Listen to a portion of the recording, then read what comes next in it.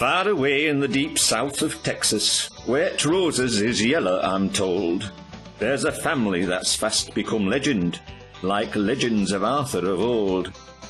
There wa'n't no great big round table, no knights and their plotting to foil. No, this legend was built on a fortune from pumping great gobfuls of oil.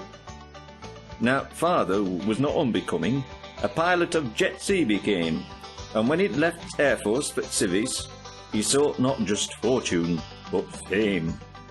Straightway to the Republican Party, he offered his service in full, to his friends who from Yale had departed, but also from Crossbones and Skull. He worked for 2 terms in the Senate, as the junior from Texas, thou knows, but the Texans had soon had enough of the man, and they dealt him 2 swift body blows. But his friends, they would soon come to rescue. Well, you can't let a friend starve like that. They made him a grand ambassador. At United Nations he sat. The Republicans needed a chairman, and they gave George this job in a blink. But he drove George to bloody distraction, and Barbara, his missus, to drink. Now his friends sat around in their parlour and pondered his future again. There wasn't that much in the offer, but they looked hard for something humane. 'Neath the leaves of an old aspidistra, as they supped on their Long Island tea, one said, I've got an idea, he can head up old stink CIA. Now this was a job for a winner. They could work or do nowt if they munt. And when asked, are there moles in thy presence? Say like Philby or McLean or like Blunt. And so they'd sound ever so clever, as smart as a new pair of shoes, but all of the time they'd be faking, all dolled up for Washington dues. And at them they could meet some nice people, and people with money and all. And at one, George met Saudi royal family, El Fayed's, Bin Laden's et al.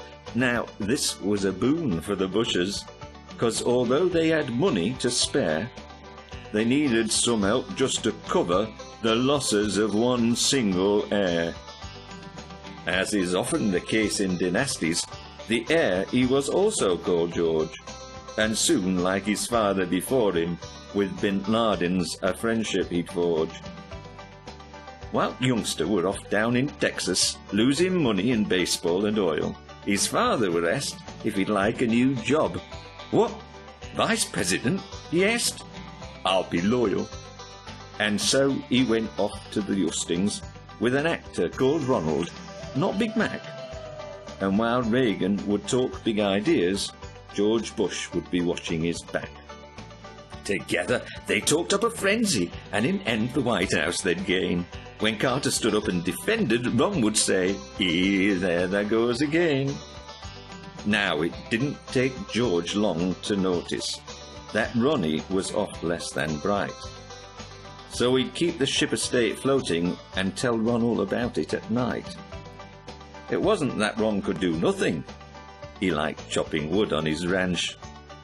And in all other matters domestic, George gave his friend Ronald carte blanche. One night, George looked over at Ronald and said, Please draw curtains, thou should. And gleefully Ronald complied, and confessed that the drawing of curtains was good. He was ever so happy to learn this new trick, and he thought that he'd share it about, and the next day said, Draw back those curtains, to Gorbachev, solemn and stout. Well, in the world it caused such a commotion, and the Soviet Union soon fell, and George said, Today we'll do dishes, since you draw back the curtains so well. But soon their 8 years was over.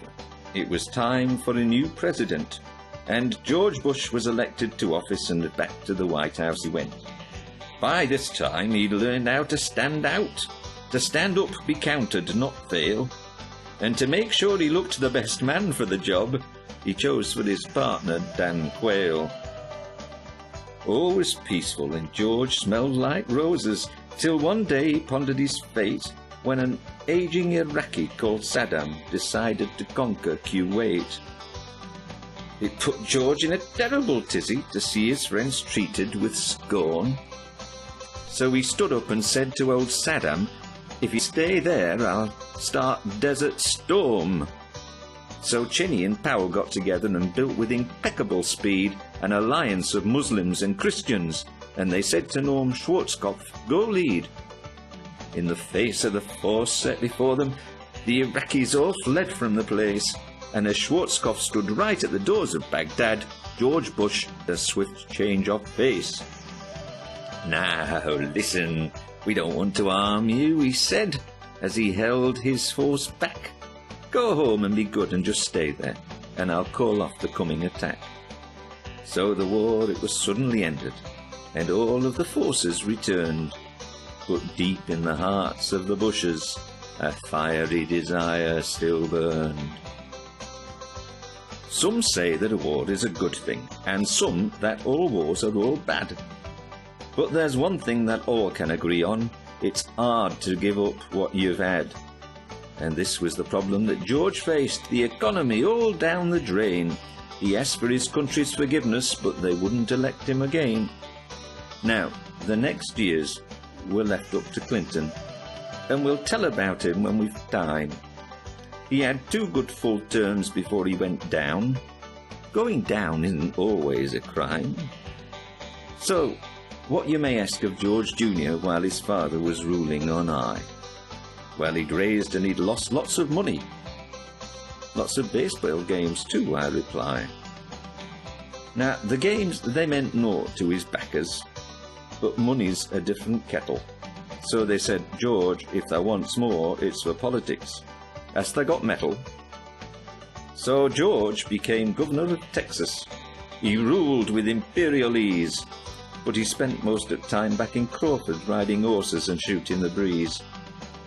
Now George was a masterful presence, and when asked for a break from death row, he would muster a statesman-like order. "The people have spoke, let him glow."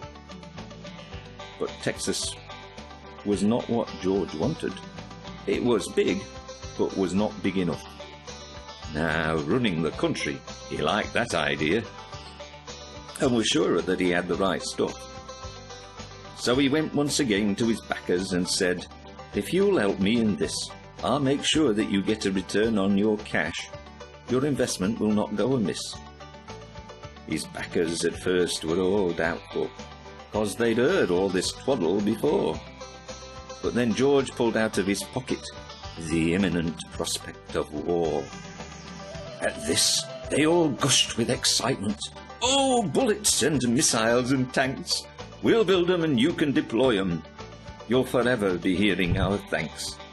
And the Saudis join in the excitement. "If it's close to our oil-bearing sands, and the price of our oil then skyrockets, oh heavens, now let's all shake hands." So the money was raised and expended, and Bush rose in public esteem, and he got close to winning election, but not quite in spite of his team. But in states, it isn't quite like that.